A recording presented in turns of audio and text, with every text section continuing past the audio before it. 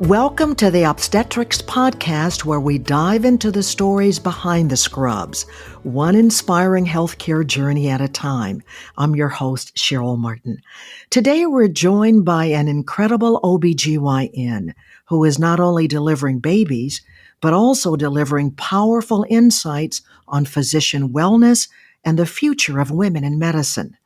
Dr. Christina Adams has built a career rooted in compassion, clinical excellence, and advocacy.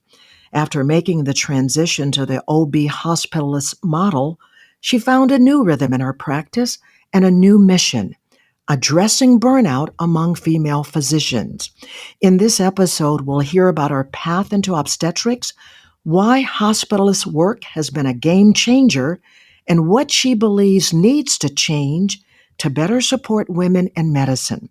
So whether you're a med student, a fellow clinician, or just curious about the real lives behind the lab coats, you will want to stay engaged. Welcome, Dr. Adams. Great to have you on. Thank you for having me. I'm happy to be here. First, let's talk a little about your background and career path, your journey to become an OBGYN. What originally inspired you to pursue medicine? So when I first started going to college, I thought that I wanted to go to law school and then wanted to change schools, transfer from one college to the other, and had to take a science class in order to have the appropriate number of credits to transfer. And so I took anatomy and I loved it and changed majors after that point. And then in medical school, originally I thought I wanted to do family medicine. So I put my OBGYN rotation toward the end of my third year of medical school, and then fell in love with it, doing deliveries and procedures and still having the opportunity to have those longitudinal relationships with patients were all parts of the reasons that I chose to become an OBGYN. So what influenced you to move from private practice to OB hospitalist medicine? So I had been in general private practice for 18 years or so when I made the decision to change. And I'd been thinking about it for about 5 years prior to deciding to change. I was planning to wait until my youngest son was out of high school because I didn't want to have to travel to work, and my non-compete would have restricted me where I would have had to travel to work. And then OBHG opened a program that was within a reasonable driving distance of home for me. And so I took the opportunity then to go ahead and make the switch. Really what I was looking for to become a hospitalist was because I had accepted a new leadership role within Florida's ACOG district and wanted more time to pursue advocacy and also more time to pursue my newfound love of coaching physicians. And so being a hospitalist and having those extra days in between shifts allows me to do other things that I'm interested in. Let's talk about a topic you're passionate about, female physician burnout. I understand that in addition to your role as an OB hospitalist, you're also a burnout and career coach for female clinicians. So what inspired this passion for addressing burnout, and why the focus on female clinicians? So what inspired me to focus on burnout was going through it myself and seeing friends and colleagues go through burnout. I got involved in being coached first as a modality to help mitigate my own burnout around the time of the pandemic. I started with listening to podcasts and then joined a program called Self-Coaching Scholars run by the school where I ultimately certified to become a coach. I did a couple of group coaching programs and retreats and finally decided I wanted to train to become a coach because I had seen the power of it to give me peace and provide me with empowerment. And that made me want to do the same thing to help other women physicians. So women in particular are socialized as young girls to be people pleasers. We're rewarded often for being the good girl and getting the gold star in elementary school. And that carries through our training and education and right into practice where it no longer serves us. It basically makes us afraid to set boundaries and afraid to upset someone to the point where we're stuck often in chronic fight or flight mode. And that is what leads to burnout. The definition of burnout is it's a syndrome of chronic unprocessed stress that has three components: exhaustion, depersonalization, and decreased sense of personal efficacy. And it absolutely happens to men as well, but women are more likely to experience it for various reasons. Go deeper now into how burnout manifests differently for female physicians compared to their male counterparts. You've talked about how women are taught how we should be. What are some common challenges you see female physicians facing today in OBGYN? So there are definitely different expectations of women in medicine compared to men, both from a societal standpoint as well as from an institutional standpoint that increase their risk of burnout. First off, we're expected when we're parents to work as if we don't have kids and to parent as if we don't have jobs, which is not possible. We absolutely can do everything we want to do in our lives and careers. We just can't necessarily do it all at the same time. Many of us are carrying more of the mental and physical load of parenting than our partners, despite working long physician hours. And there can be a huge amount of guilt around outsourcing tasks, often because we want to be perceived as a good mother. Again, we're those gold star strivers. We want to be the good girl, the good mother. And that creates a values conflict that can lead to a lot of distress for women physicians. There are also different expectations on the part of patients and staff in offices and hospitals toward female physicians. There are data that we get a higher number of inbox messages from both staff and patients, about 25% more messages than male physicians. And so that leads to us spending more time in our EMRs. And then as we progress in our careers into leadership roles, there's the leadership double bind that's common outside of medicine as well as within medicine, where women leaders walk a tightrope between being perceived as assertive enough to be a good leader, but not being negatively perceived as being too bossy or aggressive. So, what are some practical strategies that have worked for you or others to reduce or prevent burnout? So first of all, you have to take some time alone with yourself to figure out what it is you want from your career and your life. Most of us as physicians are so busy that we don't have time to sit alone with our thoughts.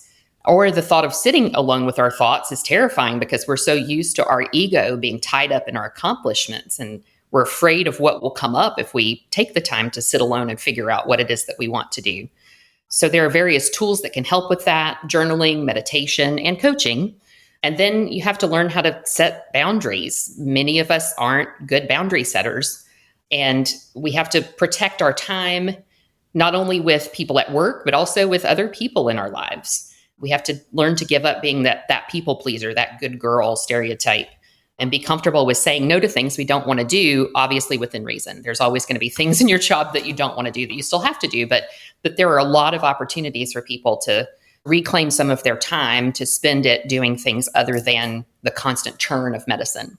Can you give just a practical example regarding that? As a physician, let's say she is given the thought time, what would that look like? What would be an area where she would set a specific boundary? Would it be lowering her less hours? Give me an example of that. I think there are a lot of people who are told early in their careers to say yes to every opportunity that comes along. So things like volunteering to be your hospital's department chair, where you're not compensated for any of that time, and it takes billable time away from your practice if you're in a private practice. Being on sort of housekeeping committees within different organizations, practices, hospitals, things that don't actually help you advance your career. They're just sort of mundane tasks that somebody has to do, and women are often the ones who are asked to do those. In your opinion, how can healthcare institutions better support physicians? I think our institutions need to realize that physician well-being and satisfaction is just as important as patient satisfaction. And it actually helps to achieve better patient satisfaction to have physicians who are working in alignment with their values and goals, and patients get better care when doctors aren't burned out. We know what we need to do. We just need our institutions and organizations to listen to us and try to enact some of those things so that we burn out less frequently. Talk about the importance of mentorship or peer support in helping physicians cope with burnout. It's extremely important. Community is very important for pulling yourself out of burnout. Medicine can feel very isolating. And ultimately, when doctors get in community, they just get each other. We face the same challenges and issues, and we know how to support each other when we take the opportunity to do so. There are two things that I can think of that mentors or partners told me when I had a challenging patient interaction or a bad outcome that I try to carry forward and pay it forward by saying the same thing to colleagues. Number one is, I would have done exactly the same thing you did there. It validates your thought process. It validates your actions, especially when things don't go perfectly in care. And the other is, the patient was lucky to have you. That one really has been very helpful to me when I've heard it, particularly when I'm feeling like I didn't do a good job because something happened that was outside of my control. And that peer support is key when you have someone who's burned out or who's dealing with a bad outcome. We have to be there for each other in medicine. What advice would you give to young women entering medicine to help them protect their well-being and thrive in demanding specialties like OBGYN? First of all, you have to develop a plan to deal with chronic stress, or else it just continues to get on top of you. Don't give up everything that brings you joy in your life. If you like drawing or you like playing music or you enjoy art, you can't just completely carve that out of your life because your life gets so full with medicine. You have to make time for the things that make you happy. Your well-being matters enough to carve out time for yourself to do the things that bring you joy. You talked about the importance of mentorship or peer support. So for a person just starting out in the career, should the physician seek out a mentor and look for that person as soon as they are in their career? I think sometimes it's better for those things to evolve organically. I mean, obviously, you can try to find someone who you look up to and say, tell me your secrets. Like, how are you staying balanced? But oftentimes those mentorship relationships evolve without necessarily trying to have some formal mentorship program or going to them saying, would you be my mentor? Like, it's just a matter of developing relationships with people who you admire and then using those people to help you delineate your values and priorities and live in alignment with yourself. What's the one message you want every clinician listening to this podcast to walk away with? No one will care more about your well-being than you. You have to be intentional about living the life you want to live. You have to be intentional about working on your mindset. Coaching is one of these things that in other industries has been around for years. And oftentimes executives that work at the level in which physicians work within medical organizations have that as part of their contracts. It's a benefit that they ask for in their contracts. And it's still not really looked at as a normal thing for physicians to do. But it's evidence-based. There are studies out there that show that it improves physician well-being that are done by physicians who are working in the coaching space. There are a lot of us out there. And you can find someone who can help you to prioritize yourself and your well-being while still staying in medicine. I don't want people to run away from medicine, but there are ways to continue to be involved clinically and not just completely burn the candle at both ends and burn yourself out. Thank you so much for sharing your story and your passion. You're very welcome. I was happy to be here. That's Dr. Christina Adams. For more information about the benefits of OB hospitalist careers, go to obhg.com. And if you found this podcast to be helpful, please share it on your social channels and make sure to check out the entire podcast library for additional topics of interest. Thanks for listening to this episode of the Obstetrics Podcast from OB Hospitalist Group.